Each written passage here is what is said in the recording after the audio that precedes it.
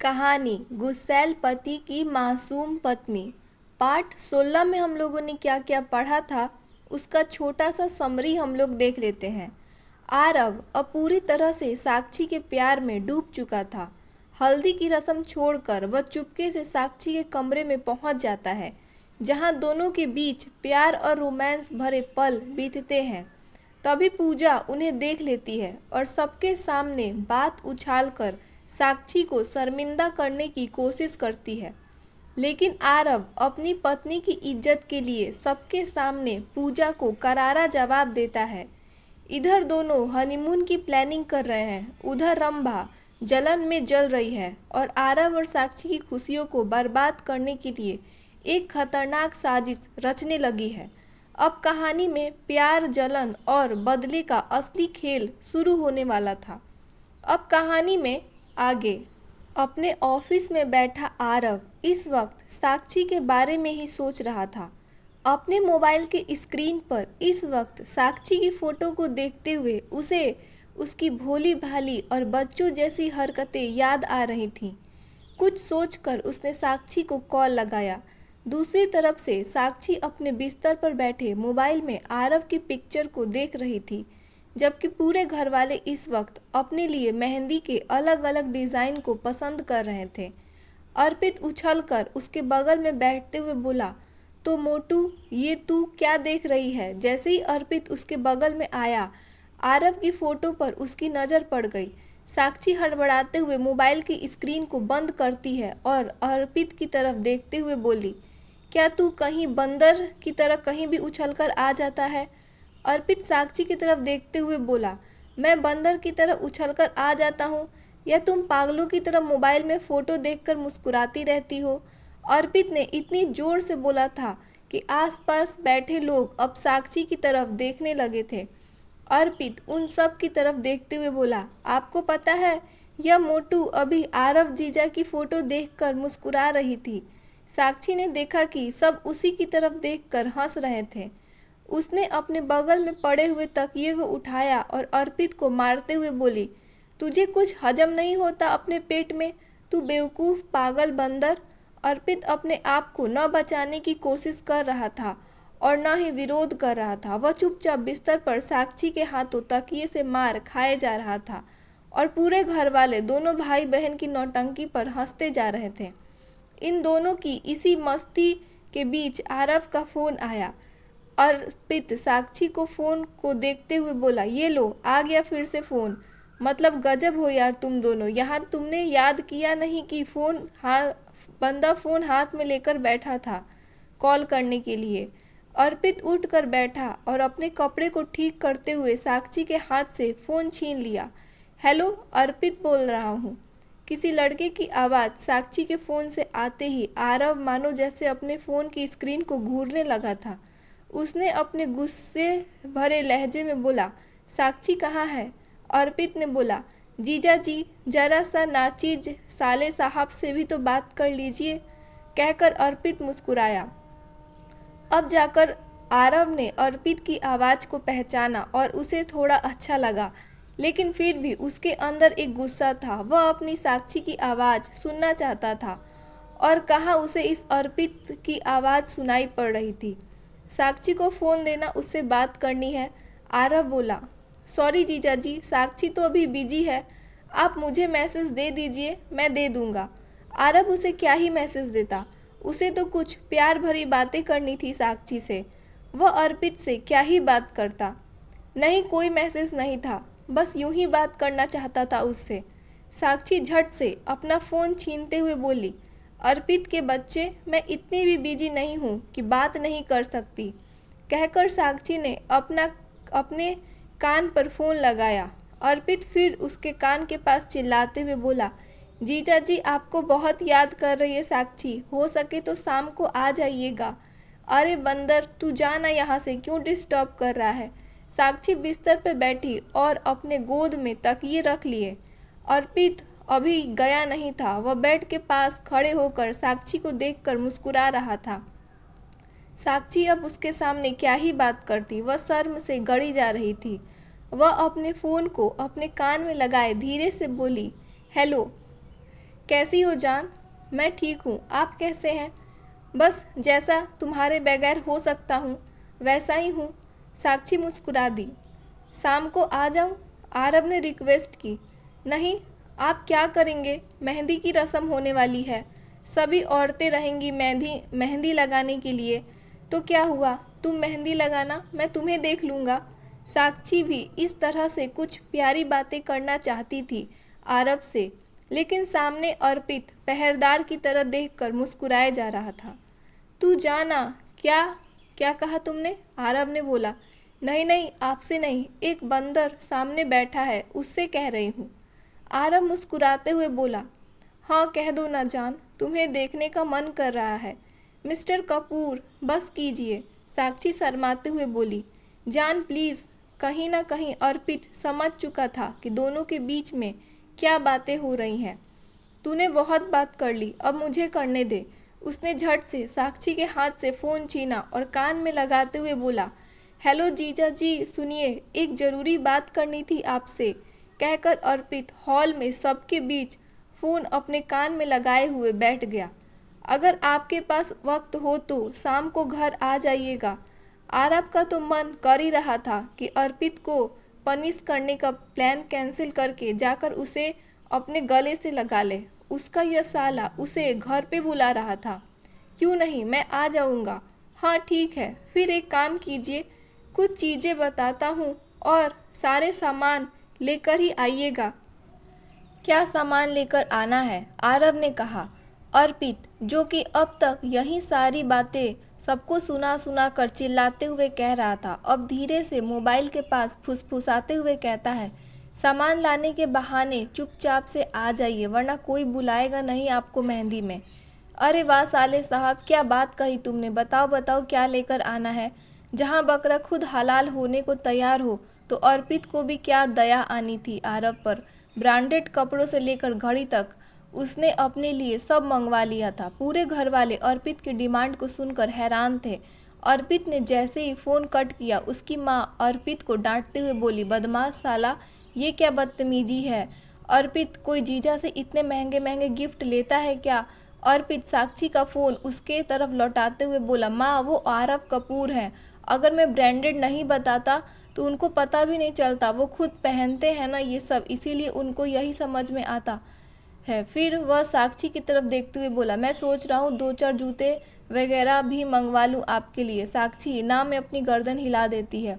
मिलना तो उसे भी था आरव से, अब उसके लिए आरव को थोड़ा सा खर्च करना पड़ रहा था। तो क्या हुआ, आखिर वह इतना तो कमाता ही है कि इतने सारे खर्चे कर ही सकता है। यहाँ आरव अपने असिस्टेंट को बुलाकर सामान की लिस्ट देते हुए शॉपिंग करने को बोल चुका था। शाम का वक्त, मेहंदी की रस्म शुरू हो चुकी थी। लड़कियां का नाचना, लड़कों का शोर और तरह तरह के पकवानों की खुशबू, पूरा माहौल खुशनुमा था। दूल्हे को मेहंदी लगवानी नहीं थी, फिर भी रस्म के नाम पर 2-4 बिंदी अपनी हथेली पर लगाने के बाद वह उठकर साइड में अपने दोस्तों के साथ नाच रहा था, जबकि सभी औरतें अपने दोनों हाथों को फैलाकर इस तरह से मेहंदी लगवा रही थी मानो जैसे उनकी ही शादी हो। साक्षी भी डार्क ग्रीन कलर की स्लीवलेस अनारकली पहने अपने दोनों हाथों को फैलाकर मेहंदी वाले के सामने बैठी हुई थी। अभी उसकी बाजू से हथेली तक मेहंदी की 2-4 लकीरें भी नहीं खींची होंगी कि आरव आ चुका था। आरव का साथ नेहा और पिंकी भी थी। आरव को खाली हाथ देखते ही अर्पित अपनी जगह पर बैठे बैठे उसे चिढ़ाते हुए बोला, क्या जीजाजी, सामान की लिस्ट मंगवा ली पर लेकर नहीं आए आप मेरे लिए? आरव अपनी जेब से गाड़ी की चाबी निकालकर अर्पित की तरफ उछालते हुए बोला, साले साहब, आपकी मंगवाई हुई चीज़ें लेकर आया हूँ, गाड़ी में है, अब निकलवाना आपकी जिम्मेदारी है, जाइए। अर्पित झट से उस चाबी को कैच करता है और अपने दोस्तों के साथ बाहर भागता है। आरव जाकर साक्षी के बगल में बैठ चुका था। तभी मामी ने नेहा और पिंकी से भी बैठने के लिए कहा और उन्हें कोल्ड ड्रिंक व स्नैक्स के लिए पूछा, जिस पर उन दोनों ने मना कर दिया। मामी मेहंदी असिस्टेंट से कहकर उन दोनों के भी हाथों में मेहंदी लगवाने के लिए कहती हैं। आरव ने एक नज़र साक्षी पर डाली। डार्क ग्रीन अनारकली सूट में वो बेहद निखर रही थी। साक्षी के दोनों हाथों में मेहंदी लग रही थी और आरव प्यार से कभी साक्षी के हाथों को तो कभी साक्षी को देख रहा था। उसने आसपास के लोगों की बातें सुनी। सभी अपने अपने कपड़े और गहनों की बातें कर रहे थे। यह देखकर उसके चेहरे पर एक मुस्कुराहट आ गई। अपनी मीटिंग, प्रोजेक्ट और ट्रेंडर्स के शेयर बाजार के अलावा उसने कभी इन सब बातों पर ध्यान नहीं दिया था। साक्षी के चेहरे पर आ रहे बालों को प्यार से अपने हाथों से कान के पीछे लगाते हुए आरव बोला, तुमने अपने शादी के कपड़े ले लिए मेरी जान? साक्षी ने मुस्कुराकर हाँ में अपनी गर्दन हिलाकर कहा, वो तो मैंने कब का ले लिया था, जब मैं कपूर हाउस में थी तभी। आपको कभी ऑफिस से फुर्सत मिले तब तो आप देखते, तो अब दिखा दो। अब तो मैं यहाँ हूँ ना। मेरे हाथों में मेहंदी लगी है मिस्टर कपूर। तभी मेहंदी आर्टिस्ट ने पूछा, मेहंदी में आपके हस्बैंड का नाम लिखना है? साक्षी ने ना में अपनी गर्दन हिलाई तो आरव हाँ में अपनी गर्दन हिलाते हुए बोला, बिल्कुल, वह भी दोनों हाथों पर। मिस्टर कपूर, दुल्हन के हाथों में नाम लिखा जाता है। आरव थोड़ा सा झुका और साक्षी के कान के पास जाकर बोला, हल्दी मैंने तुम्हें लगा दी, मेरे नाम का मेहंदी में नाम लिखवा लो और चिंता मत करो, कल शादी के बाद हम अपनी सुहागरात भी मनाएंगे। आरव साक्षी के कान में इतने करीब जाकर ऐसे बोला था कि कोई इन बातों को सुन नहीं पाया, लेकिन साक्षी शर्म से लाल हो चुकी थी। आरव ने जैसे ही अपने चेहरे को हटाया और साक्षी के चेहरे को देखा, साक्षी अपने पलकों को झुकाकर शर्म से भरी हुई बैठी हुई थी। सच कहा है जान, यू आर ब्लशिंग। किसी ने सच ही कहा है कि इश्क का रंग लाल होता है। सच में बहुत प्यारी लग रही हो तुम। साक्षी आरव की तरफ देखना चाहती थी पर उसकी पलकें ही नहीं उठ पा रही थी। आपका नाम क्या है? मेहंदी आर्टिस्ट ने पूछा। आरव ने अपना नाम बताते हुए कहा, दोनों हाथों में इस ढंग से लिखना कि चेहरे देखने वाले को पता चल जाए कि यह आरव कपूर की है। मेहंदी आर्टिस्ट मुस्कुराकर आरव का नाम साक्षी के हथेली से लेकर कलाई तक खूबसूरती से भरकर लिख देती है और उनके चारों तरफ डिजाइन बना देती है। साक्षी की मेहंदी लग चुकी थी। तभी अर्पित आरव से बोला, जीजा जी, हम सब यंगस्टर आज लेट नाइट तक जगने वाले हैं, बस यूं ही धमाल मस्ती करेंगे। जाइए, आप भी रुक जाइए। आरव को तो अर्पित पर इतना प्यार आ रहा था कि वह उसका फेवरेट साला बन गया था। वह अर्पित की ओर मुस्कुराते हुए बोला, क्यों नहीं? साक्षी ने नजरें उठाई और आरव की तरफ देखकर बोली, लेट नाइट क्यों? आपको कल काम पर नहीं जाना होगा? आरव अपना हाथ साक्षी के पीछे से ले गया, उसकी पीठ पर रखकर धीरे से चिमटी काटते हुए बोला, लेट नाइट विथ माई जान। आज तुम्हें लगता है कि अब तुम मुझे यहाँ से भगा पाओगी? साक्षी आरव के हाथ को अपनी पीठ पर महसूस करते ही चौंक उठी। मिस्टर कपूर, वह फुसफुसाते हुए बोली। उसकी गर्दन झुकी हुई थी और एक तरफ के बाल उसके चेहरे को ढक रहे थे। आरव एक नज़र चारों तरफ देखता है और जब उसने देखा कि कोई भी उसकी तरफ नहीं देख रहा है तो जल्दी से साक्षी के गालों पर किस करने के बाद बोला, डे बाय डे तुम ब्यूटीफुल होती जा रही हो। चूँकि बच्चे गीता देवी को अकेले परेशान कर देते, इसीलिए पिंकी और नेहा ड्राइवर के साथ वापस जा चुकी थी। आरव साक्षी के कमरे में बैठा साक्षी के सूटकेस को खोलकर उन कपड़ों को देख रहा था जो साक्षी कल पहनने वाली थी। वाइन कलर की उस लहंगे को उसने पूरे बेड पर फैला कर रखा हुआ था। उसकी स्लीवलेस छोटी सी चोली थी और उसके ऊपर नेट का दुपट्टा था। वह साक्षी को इन कपड़ों में इमेजिन कर रहा था कि वह कुछ सोचता है और फिर साक्षी की तरफ देखते हुए बोलता है, इसमें कोई शक नहीं है कि तुम इन कपड़ों में गॉर्जियस लगोगी, बट तुम्हें नहीं लगता कि यह दुपट्टा कुछ ज़्यादा ही ट्रांसपेरेंट है? मिस्टर कपूर, यह फैशन है। यस आई नो, देखा है मैंने लोगों को इस तरह के कपड़े पहनते हुए। साक्षी आरव के करीब आते हुए बोली, अच्छा, बहुत नज़र रहती है आपको लड़कियों पे? आरव उसे कमर से पकड़कर अपनी करीब खींचते हुए बोला, अब लड़कियों पर तो नहीं रहती, पर किसी एक पर तो कुछ ज़्यादा ही रहने लगी है।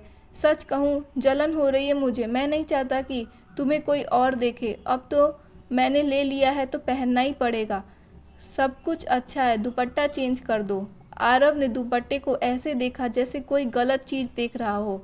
मिस्टर कपूर, यह सब इतना आसान नहीं होता, यह पूरा सेट है और मुझे अच्छा लगता है, कहकर वो अपने आप को छुड़ाती है और अपनी मेहंदी लगे हाथों के साथ बिस्तर पर आकर बैठ जाती है। आरव की नज़र अभी भी उस दुपट्टे पर थी। स्लीवलेस और डीप नेक का ब्लाउज होने के कारण आरव इमेजिन कर सकता था कि साक्षी यह पहनकर कितनी सेक्सी लगेगी। वैसे ऐसे ऐतराज़ नहीं था साक्षी के ऐसे कपड़े पहनने पर पर उसका दिल इस बात से अभी भी जल रहा था कि साक्षी को वहाँ मौजूद और भी लोग देखेंगे। जान प्लीज़ सिर्फ दुपट्टा बदल लो, यह पूरा नेट है, इसका होना और ना होना, इसे क्या पहनो या ना पहनो एक बराबर है। कहते हुए उसने उस दुपट्टे को पर्दे की तरह अपने सामने कर दिया। दुपट्टा सच में बहुत पतला था, साफ साफ साक्षी आर पार नजर आ रही थी। एक पल के लिए आरव ने साक्षी को लहंगा चोली में इमेजिन किया और फिर उस दुपट्टे के साथ अपनी आंख को कसकर बंद करते हुए बोला, नो वे। साक्षी बिस्तर पर बैठी हुई थी, जबकि आरव उसके लहंगे और चोली को एक बैग में डाल चुका था और उस दुपट्टे को साइड में फेंक चुका था। मैं तुम्हारे लिए कल ढेर सारे दुपट्टे भिजवा देता हूँ, तुम देख कर ले लेना, जो भी इसके साथ मैच हो जाएगा। रहने दीजिए, मैं नहीं पहनूंगी, मैं कोई दूसरी साड़ी पहन लेती हूँ। साक्षी मुंह फुलाते हुए दूसरी तरफ चेहरा घुमाकर बोली। आरव खुश होते हुए बोला, फैंटास्टिक, मैं पहना दूंगा। साक्षी, जो कि अभी भी गुस्से में थी, पलटकर आरव की तरफ देखती है, जो इस बात से खुश हो गया था कि अब उसे फिर से साक्षी को साड़ी पहनानी है। यहाँ पर 50 औरतें होंगी जो मुझे साड़ी पहना सकती हैं, आपकी ज़रूरत नहीं है मुझे। जान, कैसी बातें कर रही हो? तुम्हारे पति को एक काम आता है, उसके होते हुए तुम किसी और से कहोगी? आरव नाराज होकर बोला, मिस्टर कपूर, सिर्फ साड़ी पहनाने की बात कर रही हूँ मैं, आप अभी से इतना पर्सनल क्यों ले रहे हैं? नहीं, मैं तुम्हें साड़ी पहनाऊंगा और साड़ी मैं खुद लेकर आऊँगा। यू डोंट वरी, मैं ले लूँगी।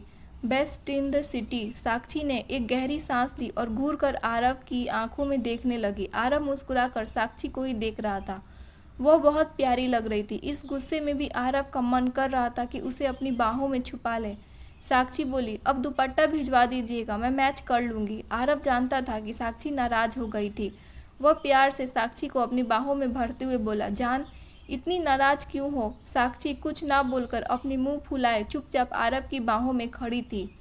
आरव अपने एक हाथ से साक्षी के चेहरे के ऊपर उठाते हुए बोला, गलती न इन कपड़ों की है, ना तुम्हारी, गलती मेरे दिल की है।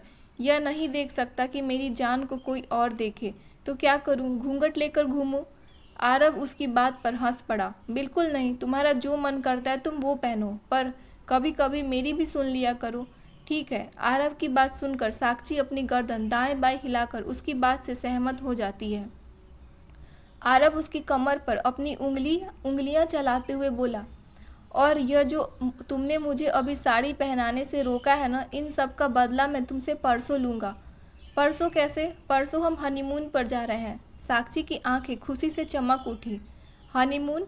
हम सच में हनीमून पर जाने वाले हैं? बिल्कुल, हमारा हनीमून खास होगा क्योंकि यह हनीमून ड्रेस कोड वाला होगा। आरव उसे सीने से लगाते हुए बोला, हनीमून कभी भी ड्रेस कोड का नहीं होता मिस्टर कपूर। साक्षी ने अपनी गर्दन ऊपर करके आरव की आंखों में देखते हुए कहा, पर हमारा होगा क्योंकि इसमें तुम सिर्फ साड़ी ही पहनोगी, वो भी मेरी हाथों से। आरव ने अपनी उंगलियों को साक्षी के कमर के चारों तरफ घुमाया। साक्षी के शरीर में सिहरन हुई। वह आरव के सीने पर अपने चेहरे को छुपाते हुए बोली, मिस्टर कपूर। उसकी सॉफ्ट वॉइस आरव को और भी ज़्यादा बेचैन कर रही थी। हम हनीमून पर कहाँ जा रहे हैं? कुछ पल खामोश रहने के बाद साक्षी यूं ही आरव के सीने से अपना चेहरा छुपाए हुए बोली, वह सरप्राइज़ है तुम्हारे लिए।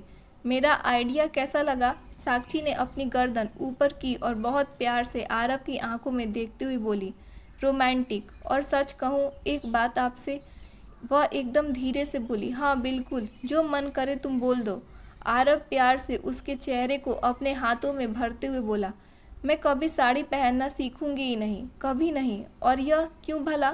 ताकि पूरी जिंदगी आप मुझे अपने हाथों से साड़ी पहना सकें। कहकर साक्षी अपनी ही बात पर शर्मा गई और आरव के सीने पर अपना सर रखकर अपनी आंखें बंद कर ली। कुछ पल के लिए आरव ने कुछ नहीं कहा और ना ही साक्षी ने। दोनों बस एक दूसरे को अपने पास महसूस कर रहे थे। इश्क हो गया तुमसे, आरव बोला। आरव की बात सुनकर साक्षी ने उसे और जोर से पकड़ लिया। तभी बाहर से आवाज़ आई, खाना बन गया, खाने के लिए आ जाइए जीजा जी।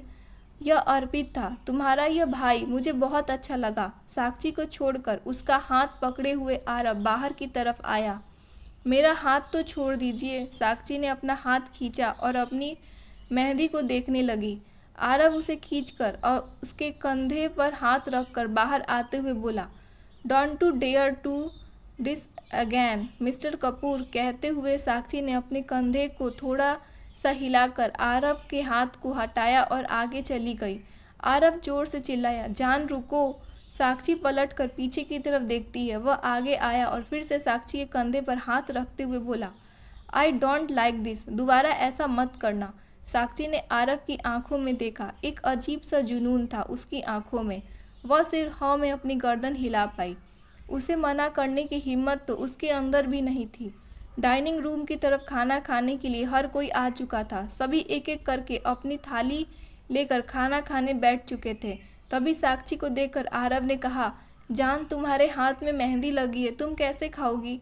वह फिर अर्पित की ओर देखकर बोला, अर्पित साक्षी को खाना मेरी थाली में ही निकाल देना, मैं खुद इसे खिला दूंगा। कहते हुए आरव अपनी जगह से उठ गया और साक्षी के पास जाकर बैठ गया।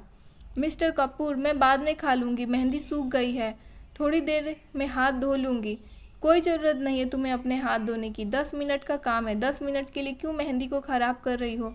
वह खुद उसके सामने कुर्सी खींच कर बैठ गया। मिस्टर कपूर, सब हमें ही देख रहे हैं, तो उनसे भी कहो कि अपनी अपनी हस्बैंड को बुला के खिलाने के लिए। मैं तो अपनी जान को खिलाऊंगा ना, मैं उन्हें नहीं खिला सकता। साक्षी चिढ़कर अपनी मेहंदी लगे हुए हाथों से आरव की बाजू पर मारते हुए बोली, आप कुछ भी बोलते हैं, मैं आपको खिलाने के लिए मना नहीं कर रही हूँ। मैं कह रही हूँ कि अच्छा नहीं लगता तुम्हें मेरे हाथों से खाना, अच्छा नहीं लगेगा। आरव खाने का निवाला बनाते हुए बोला, आई डोंट केयर कि कौन हमें देखता है और कौन नहीं, चलो जल्दी से मुंह खोलो। साक्षी समझ गई थी कि आरव एक भी नहीं सुनने वाला। उसने अपना मुंह खोला। आरव खुद भी खा रहा था और उसे भी खिला रहा था। साक्षी शर्मा कर खाते हुए अपने चारों तरफ देख रही थी। तभी उसे अपने पापा नजर आए। वो बाहर से अंदर आए थे। पापा, आप भी मेरे पास आकर खाइए ना, साक्षी ने अपने बगल में इशारा करते हुए महेंद्र जी से कहा। आरव ने पलट कर महेंद्र जी की तरफ देखते हुए कहा, साक्षी सही कह रही है, पापा आ जाइए, वैसे भी मुझे आपसे कुछ बात करनी थी। महेंद्र जी वहाँ जाना नहीं चाहते थे, पर आरव के कहने पर वह वहाँ चले गए। अपनी थाली लेकर वह भी साक्षी के बगल में बैठकर खाने लगे। आरव खुद भी खा रहा था और साक्षी को भी खिला रहा था, और उसने महेंद्र जी और अपने साक्षी के बाहर जाने की बात भी बता दी। खाना हो जाने के बाद सभी कुर्सियों को साइड में लगा दिया गया और नीचे ज़मीन पर मोटे गद्दे बिछा दिए गए। सभी घेरा बनाकर बैठ गए। आरव भी साक्षी के बगल में बैठा हुआ था। हंसी मजाक, गाना, यूथ, ट्रूथ एंड डेयर व वन सभी खेलों में रात के 2 बज गए थे। अब साक्षी की आंखें भारी होने लगी थी। जहाँ एक तरफ सब गेम खेल रहे थे और वहीं साक्षी आरव के कंधे पर सर रखकर सोई हुई थी। वह आरव इस बात से बहुत खुश था कि आज उसकी जान उसके पास थी। तकरीबन 2 बजे आरव साक्षी को अपनी गोद में उठाकर उसके कमरे में लेटा देता है। नेहा भाभी चुपके से अपने मोबाइल से उन दोनों की तस्वीरें ले लेती थीं। आरव ने प्यार से साक्षी को सुलाकर उसके माथे को चूमकर और ब्लैंकेट डालते हुए वह कमरे से बाहर निकल आया। अगले दिन उसने अमर से कहलाकर साक्षी के लिए बहुत सारे दुपट्टे भिजवा दिए थे और साक्षी ने उनमें से एक दुपट्टा पसंद भी कर लिया था। बारात निकल चुकी थी। साक्षी अपने उस वाइन कलर के लहंगे में बहुत खूबसूरत लग रही थी। पिंक कलर का दुपट्टा जो कि आरव ने ही भिजवाया था, उसके लहंगे के साथ बहुत अच्छा मैच कर रहा था। कपड़ा मोटा होने के कारण उस डीप नेक और स्लीवलेस ब्लाउज से भी आरव को कोई तकलीफ नहीं थी। नाचते नाचते बारात के साथ साक्षी भी जा रही थी। साइड से साक्षी के साथ साथ आरव भी चल रहा था। हाँ, वह साक्षी की तरफ बेशक नाच नहीं रहा था, लेकिन वह एक पल के लिए भी साक्षी से अलग नहीं हो रहा था। बारात हॉल तक पहुंच चुकी थी। दूल्हे के रिश्तेदार इस वक्त दूल्हे का परीक्षण कर रहे थे, जबकि आरव साक्षी का हाथ पकड़े अभी एक साइड में खड़ा होकर इस रस्म को होते हुए देख रहा था। कुछ ही देर बाद शादी की रस्में शुरू हो जाती हैं। सभी अपने आप में मसरूम थे, कोई खाना खाने में, कोई शादी देखने में, तो कोई एक दूसरे को देखने में। तभी एक पीच कलर की साड़ी पहने रंभा अपने बॉयफ्रेंड के साथ एंटर करती है। चेहरे पर एक सातिर मुस्कान थी, शायद कुछ सोच कर आई थी। वह अंदर आती है। उसने अपनी नज़र चारों तरफ घुमाई और उसने एक कोने में आरव को साक्षी को कुछ खिलाते हुए देखा। साक्षी खा रही थी और आरव उसके लिए प्लेट पकड़ कर खा था। क्या बात है, रंभा अपने बॉयफ्रेंड को उस तरफ इशारा करते हुए बोली। मुझे याद भी नहीं कि इस आदमी ने कभी मुझे मेरे साथ बैठकर खाना भी खाया होगा, लेकिन इसकी दूसरी बेबी के लिए थाली पकड़ कर खड़ा है। रंभा, वे अपनी ज़िंदगी जी रहे हैं, तुम भी अपनी ज़िंदगी जियो। क्या ज़रूरत है तुम्हें उनके साथ अपने आप को कंपेयर करने की? तुम्हारे पास भी तो सब कुछ है ना। ऐसे कैसे छोड़ दूँ उसे? क्या लगता है उसे मैं खुश रहने दूंगी? कभी नहीं। कहते हुए वह अपने बॉयफ्रेंड की तरफ देखती है, जो कि लगभग चिढ़ चुका था रंभा की बातों से। वह खुद भी नहीं जानता था कि रंभा क्यों आरव के पीछे पड़ी हुई है, जबकि उसे छोड़ने का फैसला भी उसका अपना ही था। आरव को एक फ़ोन आता है। आरव प्लेट साक्षी के हाथ में देते हुए बोला, साक्षी, मैं कॉल अटेंड करके आता हूँ, तुम यहीं रहना। ठीक है। और अपना फ़ोन लेकर फिर से थोड़ा सा अलग चला जाता है। साक्षी पानी पूरी खाते हुए इधर उधर देख रही थी। तभी एक छोटी बच्ची आकर बोली, आपको आपके हस्बैंड ने हॉल की छत पर बुलाया हुआ है। कहाँ पर? साक्षी ने कहा। बच्ची ऊपर की तरफ इशारा करते हुए बोली, उन्होंने वहाँ जाने के लिए कहा है आपको। साक्षी झट से पानी पूरी की प्लेट वहाँ रखती है और वेडिंग हॉल की सीढ़ियों की तरफ बढ़ जाती है। साक्षी यह सोच रही थी कि शायद आरव, जो कि कल सुबह हनीमून पर जाने का प्लान कर रहा था, उससे जुड़ा हुआ कुछ बताने के लिए, या फिर हो सकता है कि आरव इस भीड़ से अलग उसके साथ कुछ टाइम बिताना चाहता हो, इसीलिए उसे वहाँ पर बुला रहा हो। वह सीढ़ी के पास पहुंची ही थी कि महेंद्र जी से टकराई। अरे साक्षी, संभाल के चलो बेटा, गिर जाओगी। महेंद्र जी ने कहा। नहीं पापा, मैं बस ऊपर जा रही थी। ऊपर क्यों? शादी यहाँ हो रही है। कुछ खाया तुमने? पापा, आपको लगता है मैं शादी में आऊँगी तो मेरा मुंह बंद रहेगा? साक्षी आंखों में चमक लाते हुए कहती है। मैं जानता हूँ तुम शादी में खाना तो खाती हो, कहकर उन्होंने भी प्यार से साक्षी के सर पे हाथ फेरा। साक्षी अपने पापा को साइड हग करते हुए बोली, मैं ऊपर से आती हूँ, मिस्टर कपूर मेरा इंतजार कर रहे हैं, उन्हें कुछ काम है। बिना महेंद्र जी के जवाब का इंतजार किए वह छत की ओर चली गई। यहाँ महेंद्र जी साक्षी को इस तरह दौड़ते हुए सीढ़ी पर चढ़ते देखकर चिंता करने लगे थे। जब उन्होंने देखा कि वह पूरी तरह से ऊपर जा चुकी है तो उन्होंने अपनी गर्दन को ना में हिलाकर मुस्कुराते हुए आगे बढ़ गए। मैं आ गई मिस्टर कपूर, साक्षी छत पर जाते हुए बोलती है। छत पर बहुत सारा सामान रखा हुआ था, शायद शादी के लिए स्टोर रूम की तरह इस्तेमाल किया जा रहा था। बड़े बड़े पतीले और बॉक्सेस के बीच में होते हुए साक्षी छत के बीचों बीच पहुंच चुकी थी। मिस्टर कपूर, आप कहाँ पर हैं? लेकिन कहीं से कोई आवाज़ नहीं आ रही थी। साक्षी कम से कम यह जानती थी कि आरव कुछ भी कर ले, लेकिन इस तरह से यहाँ उसे अकेला तो बिल्कुल नहीं छोड़ेगा, और इस तरह से उसे डरवाएगा भी नहीं। ज़रूर उस बच्ची ने मुझे बेवकूफ़ बनाया होगा, अभी जाकर उसकी कान खींचती हूँ, कहकर वह जैसे ही जाने के लिए पलटी, उसे आवाज़ सुनाई दी। मिस्टर कपूर तो नहीं, पर उनकी एक्स मिसेज कपूर ज़रूर है यहाँ पर।